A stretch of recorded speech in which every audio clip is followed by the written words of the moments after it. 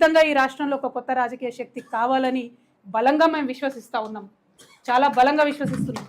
అయితే వచ్చేటటువంటి కొత్త రాజకీయ పార్టీ ఆ భగవంతుడు శ్రీరామచంద్రుడి యొక్క దయతోని పేద బీద బిక్కి ఈ కులం ఆ కులం అని తేడా లేకుండా అందరినీ కలుపుకొని అందరి కోసం పనిచేసే పార్టీ అయి ఉండాలి. నేను మొన్న ఉగాది నాడు కూడా చెప్పిన, సర్వోదయం జరగాలి తెలంగాణలో, సర్వులకు ఉదయం రావాలి, అందరి జీవితాల్లో వెలుగులు నింపాలి, సర్వోదయ తెలంగాణ రావాలి, దానికోసమే కొత్త పార్టీ రావాలని చెప్పి మేము బలంగా నమ్మినాం. నేను తెలంగాణ బిడ్డగా తెలంగాణ జాగృతి అనేటటువంటి స్వచ్ఛంద సంస్థ ద్వారా తెలంగాణ ఉద్యమంలో గత 20 సంవత్సరాలలో మీ కండ్ల ముందే నేను పనిచేశాను. అనేక అంశాల మీద కొట్లాడినాం, రాష్ట్రం రాకముందు కొట్లాడినాం, రాష్ట్రం వచ్చినాక కొట్లాడినాం. ఈ అంశాలన్నీ కూడా మీకు తెలుసు, మీ కళ్ళ ముంగట్నే ఉంది. తెలంగాణ రాష్ట్రం వచ్చిన తర్వాత తెలంగాణ జాగృతి సంస్థ ఒక ఎన్జిఓగా అప్పుడున్నటువంటి బీఆర్ఎస్ ప్రభుత్వం ఒక నిర్ణయం తీసుకున్నారు. ఏంటిది అది? ఆత్మహత్య చేసుకున్న రైతులకు, ఏది ఆంధ్రప్రదేశ్లో ఆత్మహత్య చేసుకున్న రైతులకు కాంపన్సేషన్ ఇస్తామని నిర్ణయం తీసుకున్నారు. అయితే ఆ లిస్టులో ఒక 300 మంది రైతులు మిస్ అయితే తెలంగాణ జాగృతి ఆ బాధ్యతను తను తీసుకొని ప్రతి జిల్లాలో ఉండేటటువంటి ఆ 300 మంది రైతులకు 4 సంవత్సరాల పాటు 2500 రూపాయలు పెన్షన్ ఇచ్చినాం. మీకు ఆ రైతుల పేర్లు జాబితాలు వివరాలు ఇవ్వమంటే కూడా మా వాళ్ళు ఇస్తారు. అంటే ఉట్టుటికి ఇయ్యలే నేను, మా కార్యకర్తలు వాళ్ళ ఇంటికి పోవాలి, మాట్లాడాలి, వాళ్ళ పరిస్థితి ఎట్లుందో తెలుసుకోవాలి, అప్పుడే 2500 పెన్షన్ ఇవ్వాలి. ఇది తెలంగాణ రాష్ట్రం వచ్చినాక 2014 to 18 మేము చేసిన పని గురించి నేను చెప్తున్నా, ఉట్టి పనులు చెప్పట్లేదు నేను. అట్లా 1 కాదు 2 కాదు అనేకం పనులు ఉన్నాయి. రాష్ట్రం రాకముందు పనిచేసినాం, రాష్ట్రం వచ్చినాక పనిచేసినాం, బీఆర్ఎస్ గవర్నమెంట్ ఉన్నప్పుడు పనిచేసినాం, బీఆర్ఎస్ గవర్నమెంట్ లేనప్పుడు కూడా పనిచేసినాం. నిన్నగాక మొన్న ఖమ్మం వెలుగుమెట్లలో ప్రత్యేకంగా ఈ రాష్ట్రంలో కొత్త తరహా ఒక రాజకీయ శక్తి రావాలని చెప్పి, కొత్త తరహా రాజకీయ కాంబినేషన్లు రావాలని చెప్పి, అన్ని రకాలుగా పనిచేస్తున్నటువంటి అనేక సంస్థలను కలుపుకోవాలని చెప్పి ధర్మ సమాజ్ పార్టీని కలుపుకొని వెలుగుమట్లలో చేసినటువంటి ఉద్యమం మీ అందరికి కూడా తెలిసిందే. అల్టిమేట్గా రిజల్ట్ తీసుకొచ్చినాం, పేద ప్రజలకు న్యాయం చేసినాం. అంటే మీకు ఎందుకు ఈ మాట చెప్తా ఉన్నా అంటే, ఒక శక్తి కలిగినటువంటి సంస్థ, నిజంగా మనసులో ప్రజలకు మంచి జరగాలని కోరుకునేటటువంటి వ్యక్తులు, అటువంటి శక్తులు ఈ రాష్ట్రానికి అవసరం. కాబట్టి ఖచ్చితంగా పొలిటికల్ పార్టీ పెడతా ఉన్నాం. ఈరోజు శ్రీరామనవమి మంచి రోజు కాబట్టి మీ అందరికీ ఈ మాట చెప్పాలని చెప్పి, అది కూడా నిజామాబాద్ గడ్డ నుంచే మా సొంత ఊరు నుండే చెప్పాలని మిమ్మల్ని అందరికీ కూడా రిక్వెస్ట్ చేయడం జరిగింది. ఏప్రిల్ 25వ తారీఖు నాడు ఉదయం 10 గంటలకు ముహూర్తం ఉన్నది. కాకపోతే పొద్దున్నే 10కే ఉంది ముహూర్తం కాబట్టి మా కార్యకర్తలతో చేసుకుంటా ఉన్నాం. మేడ్చల్లో మునీరాబాద్ అనేటటువంటి ఒక ఊరిలో, మేడ్చల్లో మునీరాబాద్ అనేటటువంటి ఒక ప్లేస్లో ORR దగ్గర ఉంటుంది. చాలా పెద్ద ఫంక్షన్ హాల్ దొరికింది, 20 ఎకరాలు ఉన్నట్టుంది. మా కార్యకర్తల కాడికే ఒక 30-35 వేల మంది పడతారు.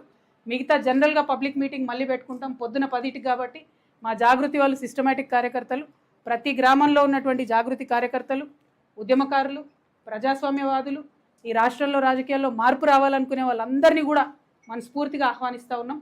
ఏప్రిల్ 25వ తారీఖు, వచ్చే నెల ఏప్రిల్ 25వ తారీఖు నాడు మార్నింగ్ 10 o'clockకి మేము జెండా ఆవిష్కరణ చేసి మా పార్టీ పేరు చెప్తాము.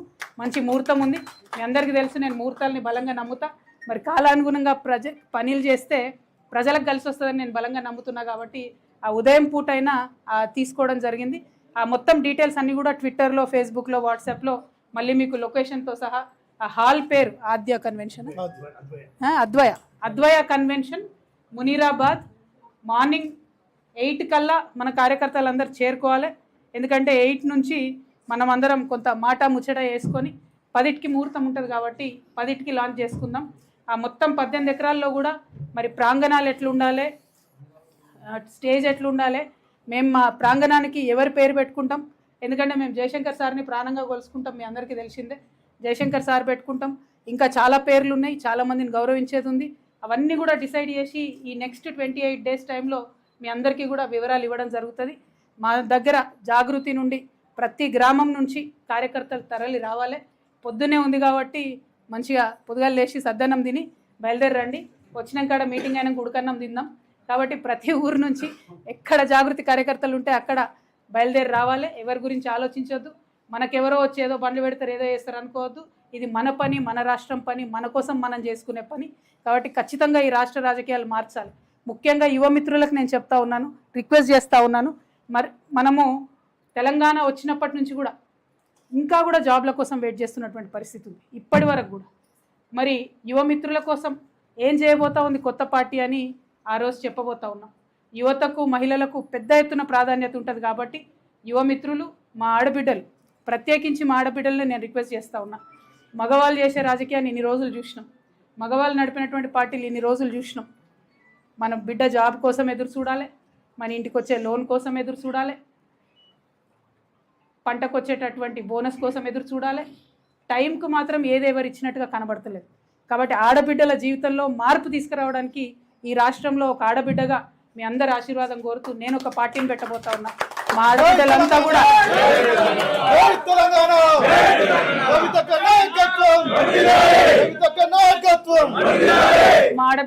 కూడా ప్రతి ఊరు నుండి కూడా తరలి రావాలని చెప్పి నేను రిక్వెస్ట్ చేస్తూ ఉన్నాను. ఎందుకంటే జాగృతి నుండి ఎన్ని కార్యక్రమాలు చేసినామో ఆడబిడ్డలకి మీ అందరి దృష్టిలో ఉన్నది. మళ్ళీ కూడా గుర్తు చేసుకుందామా అన్నాడు. నిజమైనటువంటి మార్పు ఎట్లా తీసుకొస్తామో ఖచ్చితంగా ఈ రాష్ట్ర రాజకీయాల్లో చూపించాలి. అదేవిధంగా మా బీసీ బిడ్డలకు మీకు తెలుసు ఎంత కొట్లాడుతున్నామో మనం బీసీ బిల్లు సాధించుకోవడానికి. కాబట్టి బీసీ బిల్లు సాధించుకోవాలంటే స్వచ్ఛమైనటువంటి శక్తులు, నీతి ఉన్నటువంటి శక్తులు, జాగృతి లాంటి శక్తులతోనే సాధ్యమవుతుంది. కాబట్టి ప్రతి ఊరు నుండి బీసీ బిడ్డలు ఆ మీటింగ్కి తరలి రావాలని కోరుతా ఉన్నాను. అట్లానే మా దళిత బిడ్డలు అనేక కార్యక్రమాలు చేసినాం. ఎక్కడ ఆకృత్యాలు జరిగితే అక్కడ వచ్చి మీ వెంట నిలబడ్డాం. రాజ్యాంగంలో మనకున్నటువంటి హక్కుల్ని పరిరక్షించుకొని ఆత్మగౌరవంతో కూడినటువంటి అభివృద్ధి రావాలని మీకోసం పాటుపడుతూ అసెంబ్లీలో అంబేద్కర్ గారి విగ్రహాన్ని పెట్టాలని కొట్లాడినటువంటి ఏకైక సంస్థ జాగృతి. మరి ఆ సంస్థ ఇవాళ పార్టీగా మారబోతా ఉంది. కాబట్టి ప్రతి గ్రామం నుంచి దళిత బిడ్డలు తరలి రావాలని కోరుతా ఉన్నాను. ఎస్టీ బిడ్డలు ఎవరైతే ఉన్నారో, ప్రధానంగా మా లంబాడ బిడ్డలు, మీకు తెలుసు మొన్న మనం హాతీరామ్ మఠంని కాపాడడంతో మొదలు పెట్టుకుంటే అనేక కార్యక్రమాలు చేసుకున్నాం. మరి మా లంబాడ బిడ్డలు ప్రతి తండా నుంచి తరలి రావాలని కోరుతా ఉన్నాం. మా ఆదివాసీ బిడ్డలు ఉన్నారు. ఎరకల నాంచారమ్మని ఎవరు గుర్తు చేయలేదు. కొమరం భీం విగ్రహాన్ని పెట్టాలని ఉద్యమ కాలంలో పోతే అరెస్ట్ అయినటువంటి వ్యక్తిగా ఇవాళ నేను మిమ్మల్ని కోరుతా ఉన్నాను. సమ్మక్క సారలమ్మల రాజ్యం తీసుకురావాలని ఆరాటపడేటటువంటి వ్యక్తిగా మిమ్మల్ని కోరుతా ఉన్నాను.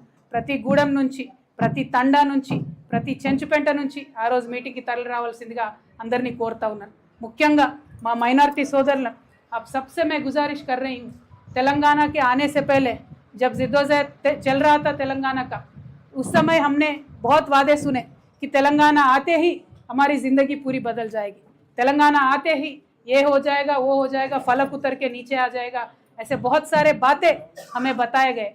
लेकिन 12 साल हुआ तेलंगाना आने के बाद, कुछ भी नहीं हुआ. इसीलिए हमारे माइनॉरिटी भाइयों से मैं रिक्वेस्ट करती हूँ, खासकर हमारे माइनॉरिटी बहनों से मैं रिक्वेस्ट करती हूँ, अब बड़े तादाद में इस मीटिंग में आइए. एक नई पार्टी जो तेलंगाना में बनने वाली है, वो माइनॉरिटी मुस्लिम की आवाज़ बन के गूंजने वाली ये पार्टी है. आप ज़रूर ये जलसे में शामिल हुई, हमारी हिम्मत अफजाई कीजिए और जो हमें माइनॉरिटीज़ के लिए करना चाहिए उस पर भी हमें बताइए.